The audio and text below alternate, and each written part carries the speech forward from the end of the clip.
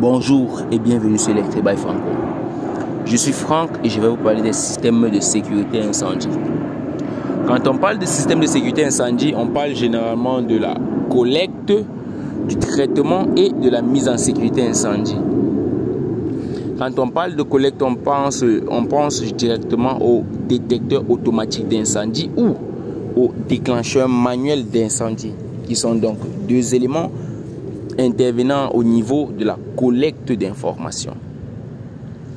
Quand on parle de détecteur automatique d'incendie, nous avons plusieurs détecteurs qui ont été conçus avec des capteurs assez spécifiques, notamment les capteurs chimiques, les capteurs optiques et les capteurs thermiques.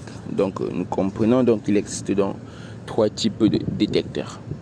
En parlant des déclencheurs manuels, ils ont des conceptions, des formes assez différentes, mais ils jouent généralement le même rôle.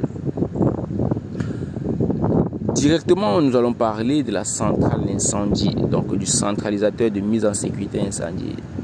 C'est donc un ensemble d'équipements, c'est donc un module, un box dans lequel ou dans lesquels sont branchés des différents équipements assurant des fonctions assez différentes.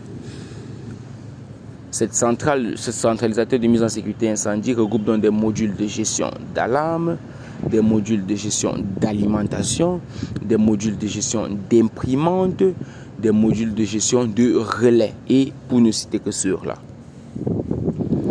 Le module de gestion d'alarme, lui, il gère les différentes alarmes qui sont retransmises depuis depuis le building, depuis les équipements qui sont dans l'installation, dans le bâtiment. Il est donc généralement constitué, vous voyez là sur la vidéo, il est constitué d'une douzaine de LED à coloration passant du jaune au vert, du jaune au rouge en passant par le vert.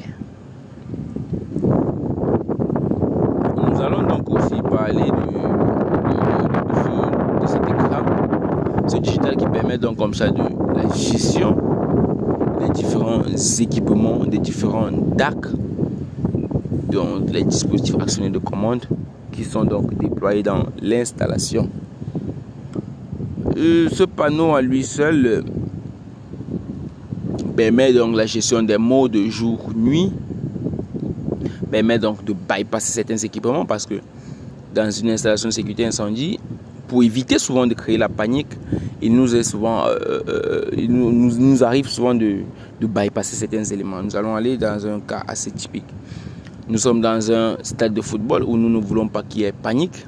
Dès qu'un incendie est déclaré, nous, ce que nous faisons, ce que nous détectons, nous repérons depuis le digital que vous voyez, l'écran que vous voyez, la position exacte du bouton ou du détecteur qui est mis en cause. Et puis, dès que cela est fait, nous bypassons donc ce bouton pour nous permettre d'aller intervenir sur le bouton, parce que vous êtes sans ignorer que si nous resetons, nous réinitialisons le panneau sans toutefois bypasser l'élément ou sans toutefois aller résoudre le problème à la base, à la source, nous sommes tous d'accord que l'alarme se remettra donc à signaler, ou l'alarme restera donc active. Donc il serait donc préférable pour un technicien de bypasser dans l'élément et d'aller tout tranquillement gérer le problème, et puis lorsque le problème est géré, l'on revient à retirer l'élément en bypass. Je tiens aussi à rappeler que l'élément, le panel incendie lui-même peut être bypassé. Nous avons souvent des cas, généralement dans des banques, où plusieurs personnes peuvent se mettre à presser des boutons histoire de créer la panique et, n'est-ce pas comme ça, commettre des actes assez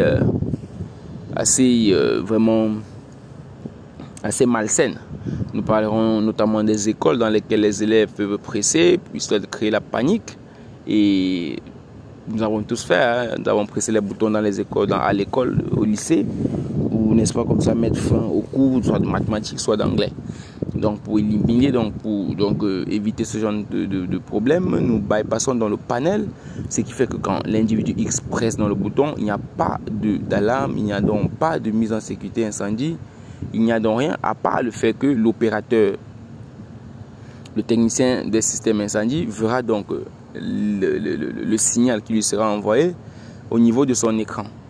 Et puis, quand il reçoit donc ce signal, avec le système de vidéosurveillance, il est donc capable de repérer d'où exactement est parti le problème. Si le problème se voit avéré, il est donc capable d'actionner donc manuellement un ensemble de systèmes de mise en sécurité. Si donc l'information ne s'avère pas avérée, il bypass juste l'élément comme je vous l'ai tantôt dit, et puis il s'en va la remettre à sa position initiale.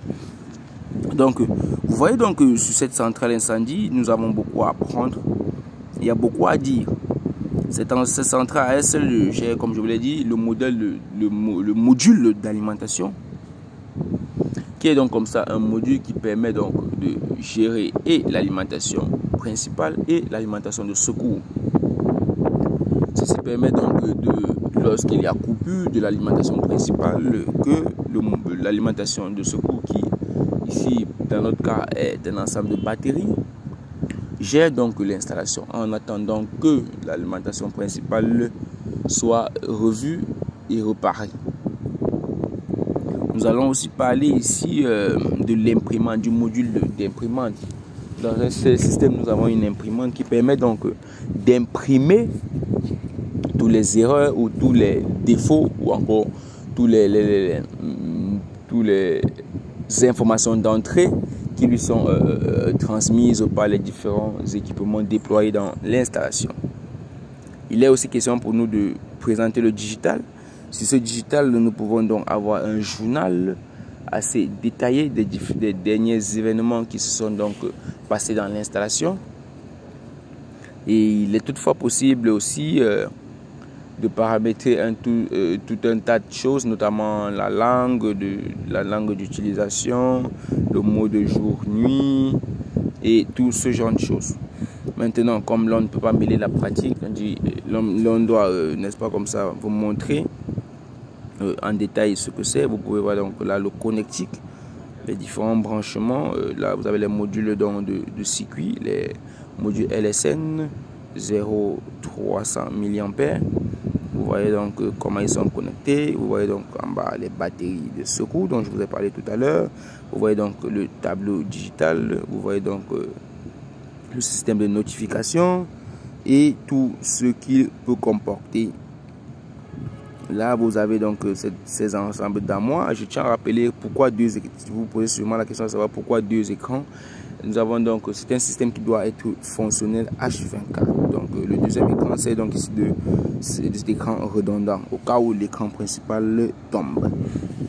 Donc, c'était donc Electric by Franco. Je tenais juste comme ça à vous présenter cet écran, cette centrale incendie, les différents éléments qu'on peut y trouver, notamment les batteries, les modules de bus et des soins.